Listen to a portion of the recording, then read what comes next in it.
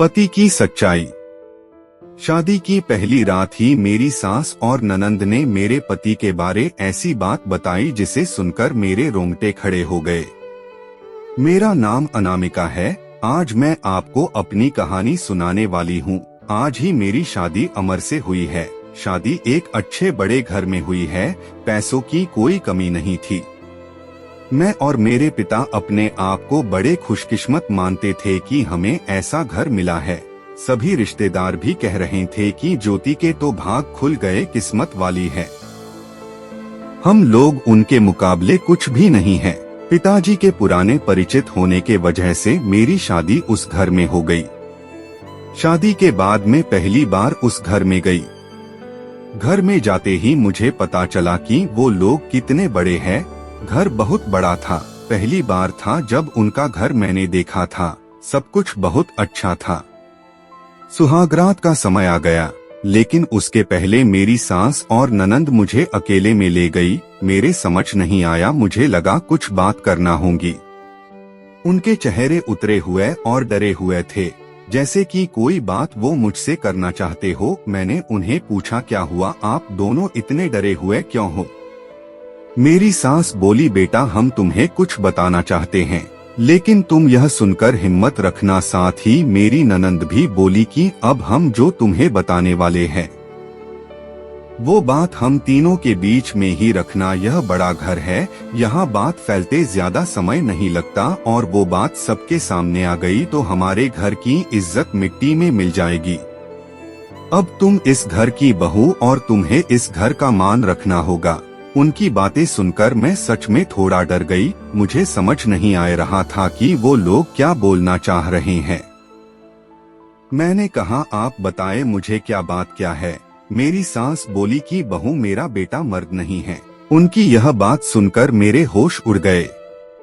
उन्होंने कहा कि मैं जानती हूँ कि तुम सोच रही होंगी कि फिर हमने तुम्हें क्यों फंसाया, लेकिन हमारी भी मजबूरी है। हम यह बात ऐसे बता नहीं सकते थे, वरना सभी को पता चल जाएगी। मेरा बेटा रात में अक्सर बाथरूम में ही रहता है।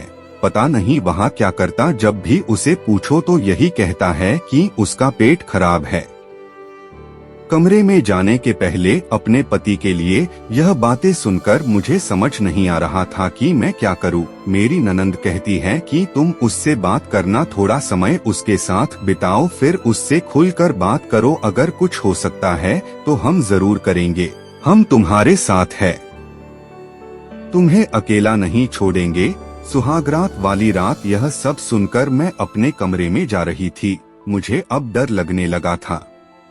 मैं कमरे में यही सब सोच रही थी कि मेरे पति अमर कमरे में आए, कमरे का दरवाजा बंद किया और दरवाजे से ही पेट पर हाथ लगाते हुए आए, बिस्तर पर मेरी तरफ पीठ करके बैठे और बोले कि उनका पेट खराब, और कुछ ही सेकंड में वो उठकर बाथरूम में चले गए। बिल्कुल वैसा ही हुआ जैसा कि मेरी सास ने मुझसे कहा था। पेट खराब हो तो थोड़ी देर बाद वो बाथरूम से बाहर आ जाते, लेकिन वो करीब 1 घंटे तक बाथरूम में ही रहीं। मैं बाहर चुपचाप अपने बिस्तर पर बैठी रही। उन्हें मैंने आवाज भी नहीं दी। बस यही सब सोचते सोचते मैं बिस्तर पर लेट गई। करीब 2 घंटे बाद वो बाथरूम से निकले। मेरा अब उनसे बात करने का मन ही नहीं था। मुझे लगा कि मेरे साथ धोखा किया गया। वो भी चुपचाप अपने बिस्तर की साइड पर जाकर सो गए। सुबह मैं अपने आप को खुशकिस्मत मान रही थी और रात होते होते अपनी किस्मत को कोसने लगी। सुबह मैं जल्दी उठी और बाथरूम में गई। बाथरूम में जैसे ही गई मेरे होश उड़ गए, क्योंकि बाथरूम में एक नई नाइटी थी, साथ ही मेकअप का सामान। यह सब क्या था मुझे समझ नहीं आ रहा था। एक ऐसे इंसान से मेरी शादी क्यों करवा दी? सुबह मेरी सास और ननंद ने मुझसे पूछा, क्या हुआ बेटी रात में? मैंने कहा, वही जो आपने बताया था। यह कहकर मैं रोने लगी। मेरी ननंद ने कहा, माँ मैं कह रही थी ऐसे किसी लड़की की जिंदगी खराब मत करो, लेकिन तुम सभी ने मेरी बात नहीं मानी। अब यह क्या ऐसे ही घुट घुट कर यहाँ रहेगी? मेरी सास बोली कि बेटा तू जो भी फैसला लेंगी हम तेरे साथ है, लेकिन तुझे यह वचन देना होगा कि यह राज तेरे मुंह से नहीं निकलेगा। अगली रात फिर वो कमरे में आए। मुझे अब उनकी तरफ देखने का भी मन नहीं हो रहा था। मैं चुपचाप अपना बिस्तर करके अपनी साइड पर सो गई, क्योंकि अब बात करने को रखा क्या था। उन्होंने भी अभी तक कुछ बात नहीं की, उसकी वजह भी मैं जानती थी।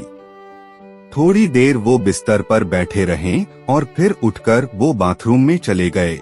मैं समझ गई थी कि वो क्या करने गए हैं। थोड़ी देर बाद बाथरूम से चीजें गिरने की आवाज आने लगी, कुछ टूटने की। थोड़ी देर बाद आवाज रुकी और इस बार वो जल्दी ही बाथरूम से बाहर आ गए, आकर बिस्तर पर सो गए। हमारे बीच कोई बात नहीं हो रही थी।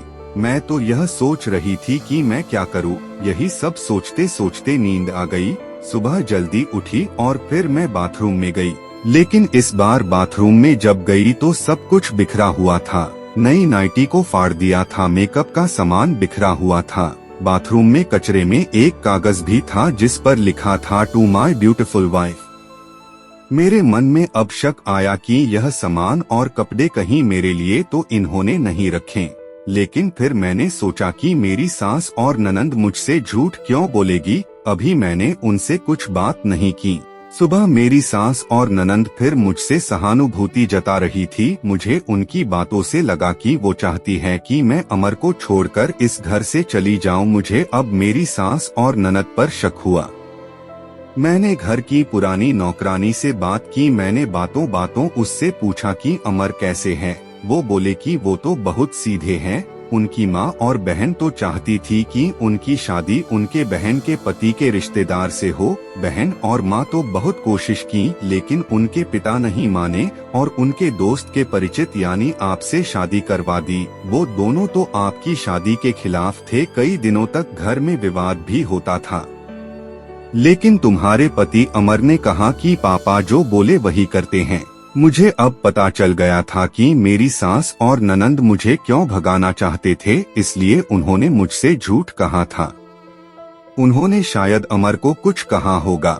रात अब मैं अमर से बात करने का इंतजार कर रही थी। वो कमरे में आए तो उनका मुंह तो उतरा हुआ था।